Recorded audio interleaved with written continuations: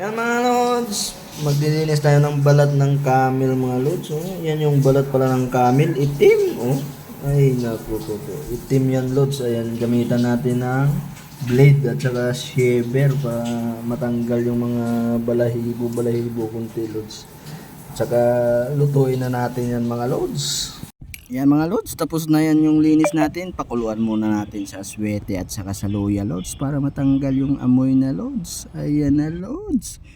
Unang kulo pa lang yan lods. Ahunin na natin yan lods. At saka igisa na natin yan mga lods. Yan, naku po. Ayan yung ricados na lods. Ginamitan ko lang ng magic yung mga ricados natin para mapinong-pinong lods at saka maganda sa paggisa natin mga lods. Ayan na lods.